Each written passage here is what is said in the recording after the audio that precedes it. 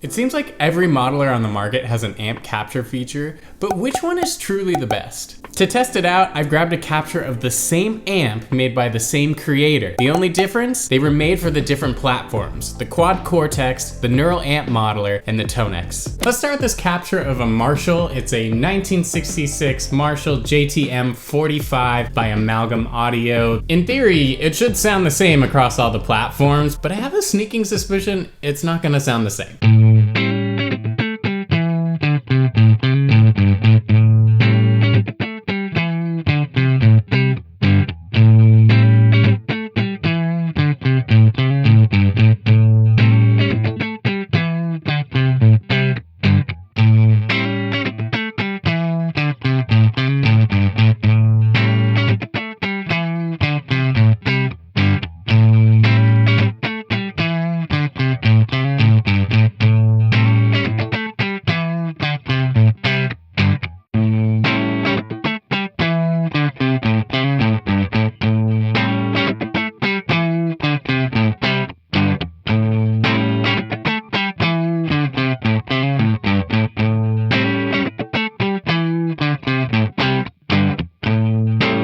Best in class for this round was the Quad Cortex. It's a little more midsy and bitey, and something about it just feels like a little more mixed. But the Neural Amp Modeler was a very close second. That means ToneX came in last for me. It was a little too low-end focus, and there's something about it just feels kind of like punky. I don't know how else to describe it, but all of these differences are so subtle, I doubt you could really tell in the context of a mix. Let's try it again with another Amalgam capture. This one is a Benson Chimera.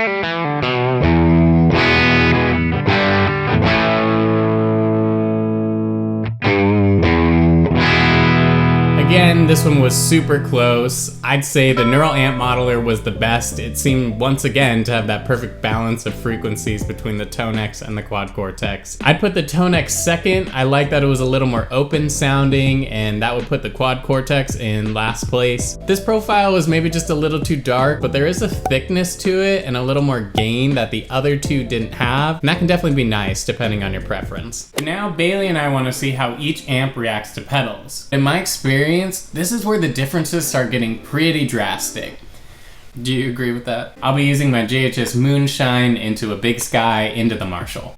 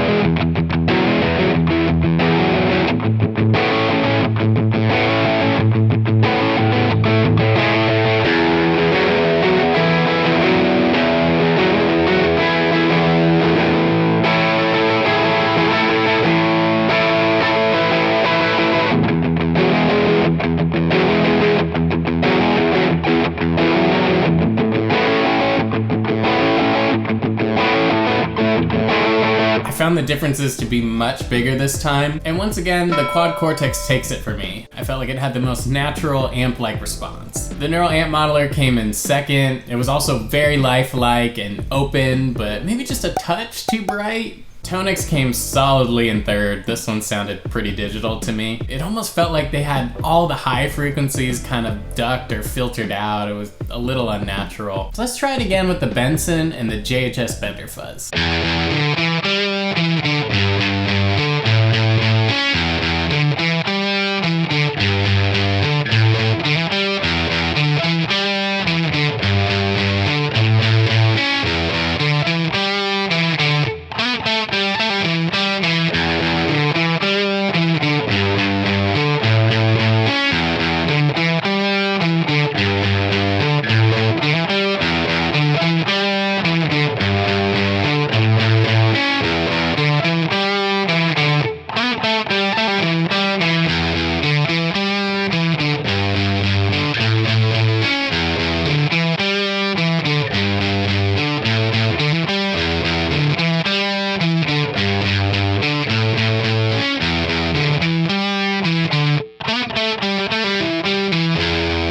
This one was more of a toss-up for me. There's things I liked about each of them, and definitely things I didn't. But my gut is saying Quad Cortex, Neural Amp Modeler, ToneX. But I keep changing the order because I'll hear 5 notes and be like, yep, that's awesome. Then hear something I don't like, and I'm like, oh, that's terrible. That's the worst one. And I just keep doing it over and over again. So this round, I would say, is a 3-way tie. And real quick, be sure to leave a like on the video and subscribe to the channel if you're new. It helps out a ton. Since the differences so far have been relatively slight, I started to think that maybe what I'm hearing is really just my own bias, because we all know I definitely have a preference on these. Oh, gosh. To counteract this, let's do a blind test. I'm gonna throw the Benson on the left and the Marshall on the right. I'll play the exact same part, same pedals, all things the same. The only difference is the modeler is changing.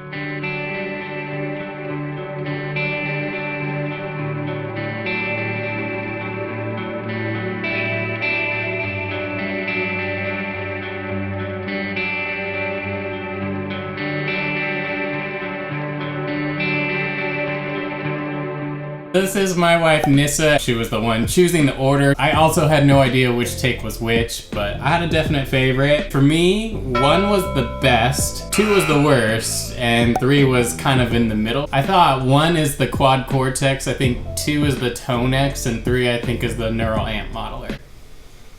We want to know? Yeah. You were right about the first one. Yes! The reason I think Quad Cortex sounded the best is it had the most organic response. Okay. Compared to the other ones, there was something that was so high-endy that was kind of the giveaway that, oh, these are maybe the more digital sounding ones. The Quad Cortex sounded like a real amp to me. I will say the last one, I noticed the most difference. The first 2 were hard for me to kind of tell, but the last one for sure, I'm like, oh, this is completely different. See, that's interesting. I think the last 2 were the most similar. Really? And the Quad Cortex was like a leap above. ToneX was actually the last one.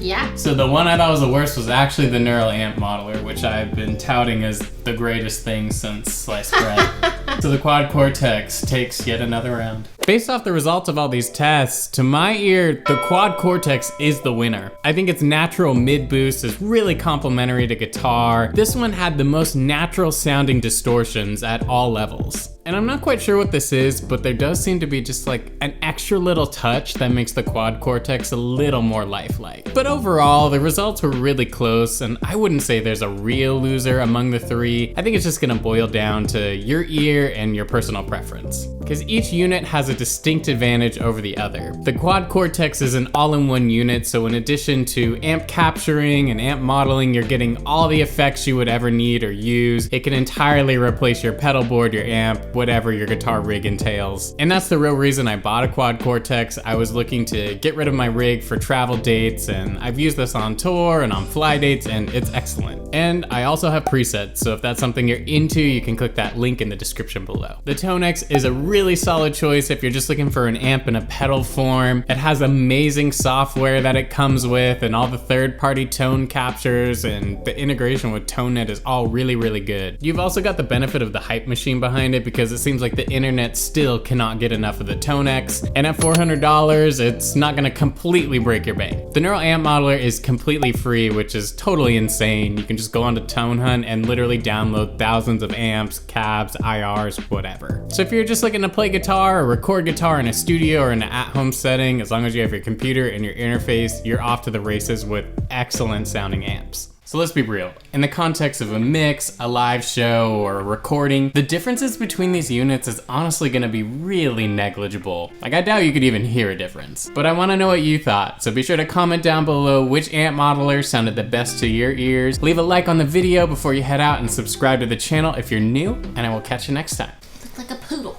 Bailey loves to sleep on the box. It's her favorite pillow now.